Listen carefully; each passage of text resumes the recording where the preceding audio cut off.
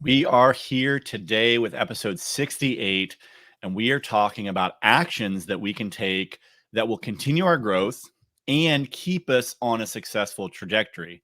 So, Blake, why don't you just go ahead and just kick us off with the first one? Yeah, so 5 actions of a scaling leader. The first one is we need to learn relentlessly. Hmm. Okay, I love learning. Now, I want to start with the fact I hated learning when I was younger.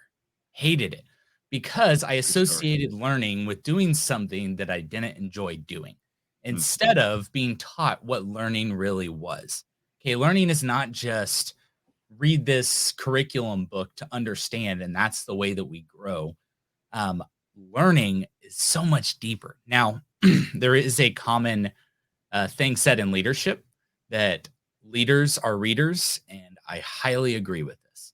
So, the 100%. first thing I'd say about learning is that you need to be a reader. Now, don't be like, yeah, but I hated reading in high school. I read like 3 books in my whole high school career. Okay. Today, I read anywhere from 60 to 80 books a year. You can read by listening. Okay. We've constantly Amen. tried to give permission for Audible and for people like if you think you have to read physically the book for it to count, I don't know what counting means. Okay. Because I've thought that learning is about acquiring information and testing things out and Yeah. growing as a person and challenging thoughts. If it's not, then what I'm doing is not learning, and we can just ignore this whole step. Okay. But I am all about reading being whatever it needs to be. Okay. So there are times like I'll read a bunch of books, and if there is one that's more technical in nature, or where I'm like, man, I read through this one pretty quick listening wise, I think I need to dig into it a little more. I will buy a physical copy. I'll get my hands on it. I'll mark it up with writing all over it, but it is whatever I need it to be. Mortimer Adler wrote a book called How to Read a Book, and it was a fantastic book. And one of the things that I pulled out of it, though, that helped me um, not get stuck was the fact that you didn't have to finish a book. That Hmm. some books, it's good enough just to open up and read the table of contents and gather what it has to say. And if something grabs your attention, go to that chapter and read it. Other books are meant to be, hey, I'm going to read the first paragraph and in the last paragraph in each chapter. And you go and you do that and you try to get the highlights. And a lot of people don't like this. They think it's cheating. Again, I don't know what it is that people think that this is supposed to be about. Right. Okay. Will they get every bit of information? No, probably not. Will they miss some stuff? Probably. But I'm also not going to be able to read an entire book and take away every bit of information. Right. Okay. I'm not going to be able to log it that way. So there are a lot of people that have their own rules about reading. Screw those. Do your own. Okay. It's your life. Okay. Learning relentlessly when it comes to reading, that's your call. Okay. But if you're doing nothing, if you're not getting any information, if you're not challenging your thoughts, if you're just growing in what you've always believed and just firming that up, then I'd push back and say that you're not being a leader. Okay. Yeah. Leaders are readers, and you're going to have to define that your own. Okay. Another is just any external type of teaching. Podcasts are great. I love podcasts. They're quick slaps to the face when you need them. They're high level thoughts from people that they don't want to write a book, but they have really good information. Yeah. That's great. Like I listen to podcasts about almost every different type of topic, and I love it. It keeps me well rounded. It keeps me questioning and thinking about things. Another's going to conferences or seminars or stuff like that. That's a good one. It's a really good immersive way to learn. You're just completely thrown into the pool of this type of information, and you're challenging and you're trying to grow in this stuff. That's a really good one. And then just any kind of peer learning, or just teaching. There's when you're able to let down your pride and let people speak into your life, you will be amazed by what you can get. Okay. And then kind of going on outside of the peer would be any kind of mentorship or coaching. Try to get that stuff in your life. If that's in your life, use it. Yeah. Okay, use it. If you are just expecting And I'm speaking to people as you're getting taught here, okay? And as you're being mentored and being coached. If you think it is the job of the coach and the mentor to fix you, Ooh, you're missing it. You're completely missing it. yeah. We've said over and over about how Archimedes' quote of, with a lever long enough and a firm foundation, I can move the world. Yep. You're the person moving the world. The long lever is your ability to leverage what you uniquely have, the firm foundation, the platform. That's the coach. Okay. They're not doing much. They're just there to help, to guide, to help you see things you can't see. If you think it's their job to make you disciplined, to make you, take risks, to make you do any of these things, you're wrong. Okay. And so in love, you're wrong. So just push on, use your coach, use your mentor. They're there to help you and develop you. Another thing that I think a scaling leader has to learn in this whole learning relentless is emotional intelligence. Mm. Become a learner of people. I'll tell you the people I'm around, the leaders that I'm around that are way far beyond where I'm at right now in my current ecological growth, they are learners of people and they are good at it. And they have that emotional intelligence where they know the emotional status of themselves. So this is the second part, is being a learner of yourself. If you think you're perfect already, you're not going to be a great leader. Okay. So learning, hey, why did I respond like that? Why did I Yeah. grow in anger instead of being like, oh, it doesn't matter, just shove it down, it won't happen again. I'm really good at fixing me really quick. You're not. You've been like this for however old you are, for however many years you are, and you haven't fixed it. It's time to start working on it. Okay. If you just all of a sudden something that triggers you happens and you just go off the deep end, that might be one to start with. Okay. Maybe we start looking into, why did I do that? I need to be a learner of self. I need to be a learner of people. You need to discipline yourself and push yourself. So, like, I think this is one that we don't think about because we're just like, oh, I just need to grow like a flower. Flowers are beautiful. They're frilly. They're petally. I think that's a word. Um, but Totally. there's a reality that our growth comes from discipline, from tension, what we're pushing onto our own life to cause us to grow. I don't go to the gym and just grab air weights and just start lifting. I have to add tension to my life. I have to add tension to what I'm doing. Very similarly, if you just say, man, I just want to be a morning person, and you don't set an alarm, you're not doing anything to discipline yourself. Right. They set 40 alarms, and you want to get up at 6 o'clock, 6 a.m., set one at 6, set one at 6:02, set one at 6:03, set one at 6:04. Like creating this discipline in your life to grow is going to make you so much better. I don't remember who said this, but our ability to succeed is in direct proportion to our ability to be uncomfortable. Are you willing to be uncomfortable? Yeah. If you're not, you're probably not going to succeed in whatever you're wanting to grow in life. Okay. So, sounds harsh, but discipline, don't see it like this negative word about like what happened to us when we broke rules as a child, even though that is like it helps you understand it. Discipline is something we've got to lean into. Okay. Then the last one I would say, being a learner and understanding what it is to be a learner, is just to be in constant breakthrough. I'll tell you what, and I didn't realize this till recently, but being in constant breakthrough is very attractive. Mm. Very attractive. People want to be around people who are in constant breakthrough. Yeah. Why are we so drawn to influencers? Why are we so drawn to people on the internet who are doing unbelievable things? Like, and I don't know that they are, but who knows? Like, good for them. We're attracted to it though, because it's something we want to be at. Be in constant breakthrough, and you will attract the best clients. You'll attract the best people in your life. It's a really good thing to be. So, number 1, learn relentlessly. I think before we jump into number two, just I had a thought as you were talking there about constant breakthrough too. Not only is it really attractive to others, it it almost creates this momentum for you as a leader too, and as an individual.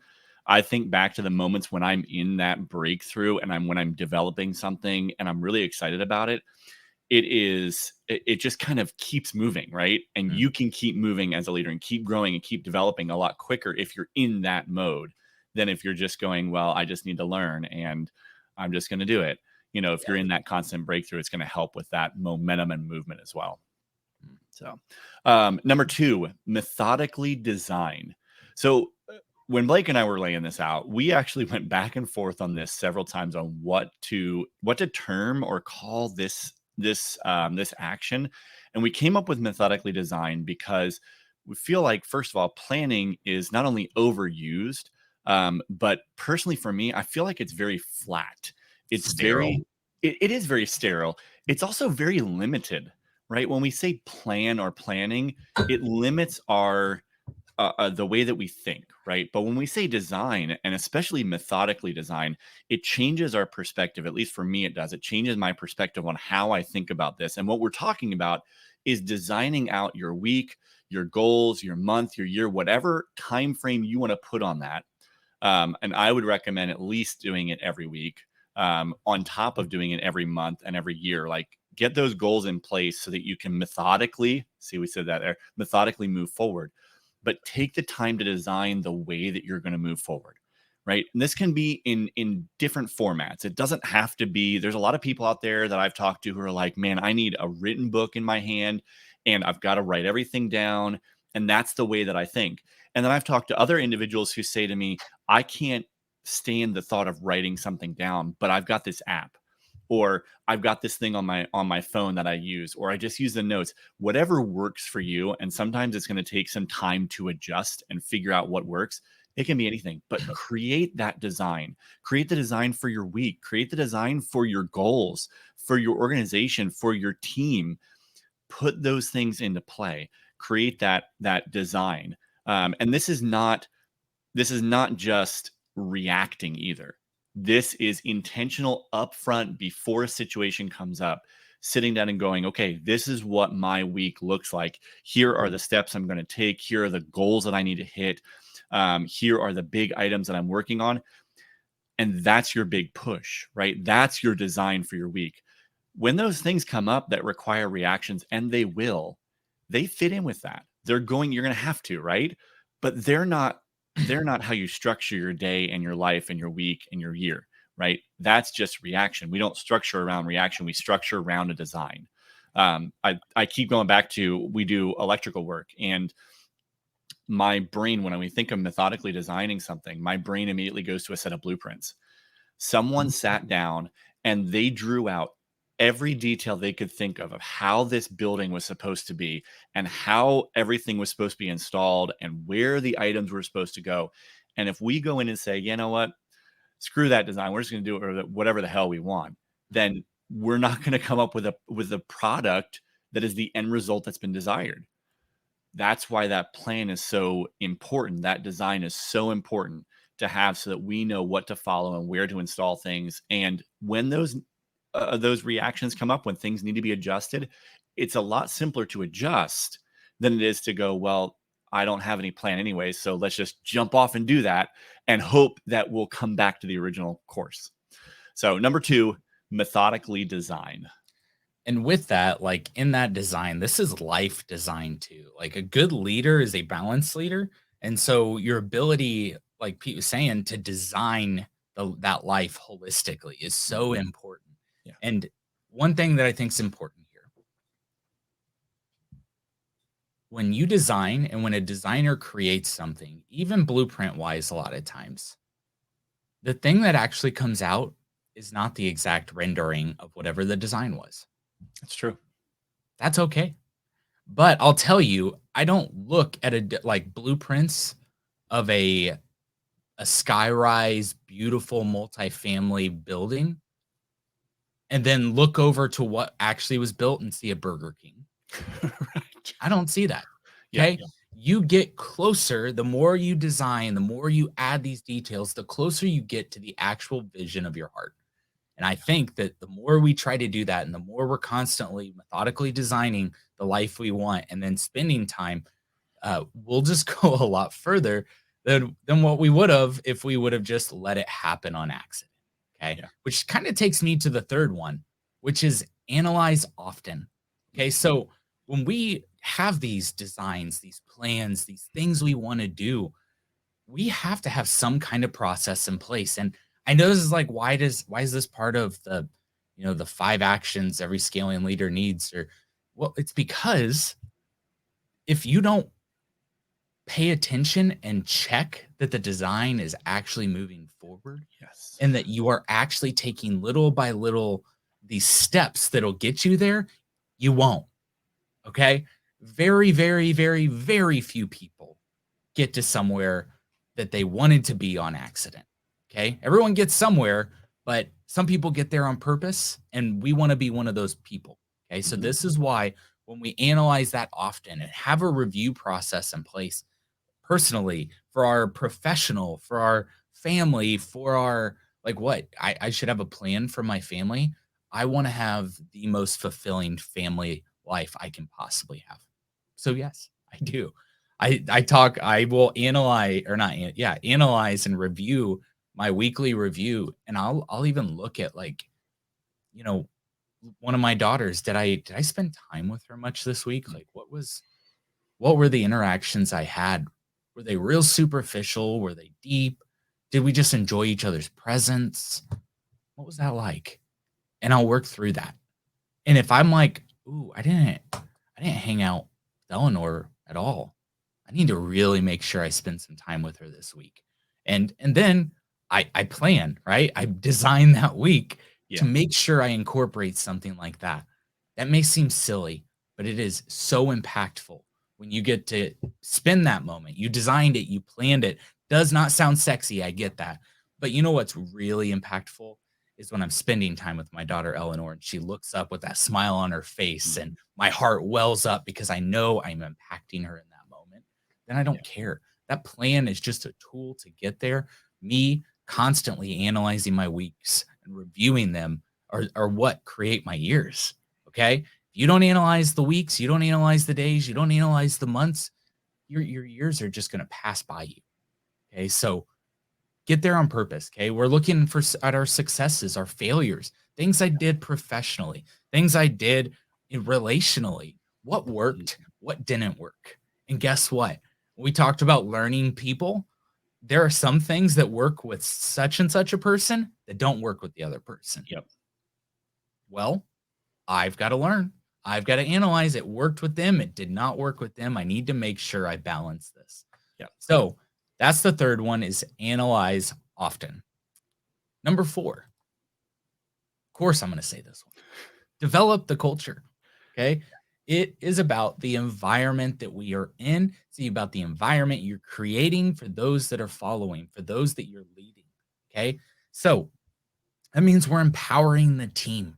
Okay. We are constantly trying to empower our team to do that which they uniquely are great at.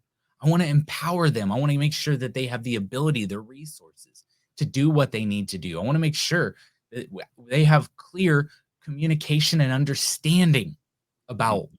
what they need to do, Yeah. right? I want to have a culture where they can ask questions, where we can collaborate, where we can challenge one another, Yeah. where they understand what is expected of them, right? Unclear expectations are nothing more than premeditated resentments. So making sure that I have clarity Mhm. and in my communication with them, but also how do they receive information? How do they receive it? Because if they don't receive it the way you're trying to jam down their throat, then you're not growing the culture. You're growing your desire to do what's easiest for you. The leader does what's not what's easiest for them, but what is most empowering for others. Mm. Yeah. So, don't be about just what you want. Be about what's best for the team, what's best for the culture, what's best for everyone altogether. Okay. Mhm. So that's really important because you're going to want to hold people accountable and you should. We just did a whole podcast on accountability and how to hold people accountable without destroying the culture. Listen to it. Okay. Yeah. Very impactful. But when we go and we hold people accountable, if we haven't made sure they have the ability to do it, that we haven't given clear expectations and we're not communicating well, we're going to get nowhere. Okay. So develop the culture. So important. Please don't not develop. Yeah, absolutely. Number 5. This one for me is an area that I have been working on personally. It's a tough one for me. Growing up, my background says not to do this. But that is number 5 is take risks. Um, man, this is a tough one because as leaders, we've got a lot of responsibility and we have a lot of weight on our mind of the people that we're leading, the projects that we're overseeing, the organizations that we're working in. There's a lot of weight and heaviness there. And it's easy, again, easy, right? It's easy for us to say, well, we're going to take the safe road. We're not going to take risks. We're just going to follow this plan we've created. Well, sometimes that's not going to work. Sometimes that's going to keep us from success. Taking risks creates opportunity. This helps our decision-making process too, right? So as we take risks, it opens up more paths. Excuse me. Maybe we've never made this decision before and we come across it and now we go, well, the safe decision is not to do anything. And the risky decision is to jump into something. We know 80% of it and it could be an awesome success, but there's also a part of it that could fail. We'll jump in, right? Next time you come across a situation like that or a decision making moment, you're going to be a lot more apt and willing to take the riskier method and potentially open up incredible opportunities that you never would have seen or known about had you not taken that risk, right? T.S. Eliot said, only those who risk going too far can possibly find out how far they can go. Ooh, I know, right? I read that and I went, dang, well, damn, okay. let's go. That was good. I don't know what my limits are. Frankly, I don't. Yeah. And that's a good thing in some areas. That's a really good thing. It means that I have opportunities out there that I don't even know about. And I should be excited to jump into those moments and say, well, you know what? There's a possibility that I could find my limit on this one, but there's also a possibility I'm not going to find my limit and I can just keep going and growing and succeeding. That's awesome, right? Trying these new ideas also encourages creativity, not just amongst yourself, but among your team and the people around you. They seeing you being willing to take a risk gives them the freedom to take that risk as well and then come out with maybe they've got a really great idea that they've been holding back because it may sound a little bit off the wall. Well, if you're willing to take a risk, they're willing to, and maybe that idea is something that's going to change the course of this project or the organization or whatever it is that you're working on. Giving them that opportunity, encourage that creativity. And like I said before, it opens us up to more opportunities and it increases resilience. If you take a risk and you fail and you get back up and move again, you're going to remember that the next time an opportunity comes up and it's risky. You're going to go, you know what? I took a risk. Yeah, we failed, but we're still here. We're still moving forward, right? Let's keep that moving and keep that moving. The more you do, the more resilient you'll be, the more you can bounce back from those situations, and the more you can then take another risk that may and probably will lead to some sort of opportunity or success. So we've talked about these 5 actions, right? We've talked about our growth mindset before on this podcast. We know we should always be growing and learning. Actions taken by a leader will drive the success of your organization, the team, and really even the leader themselves. So keep these 5 in mind. 1, learn relentlessly. 2, methodically design. 3, analyze often. 4, develop the culture. And 5, my personal difficulty, take risks. Thank you guys so much for joining us this time on the Ridgeline Leadership Podcast. See you guys next time.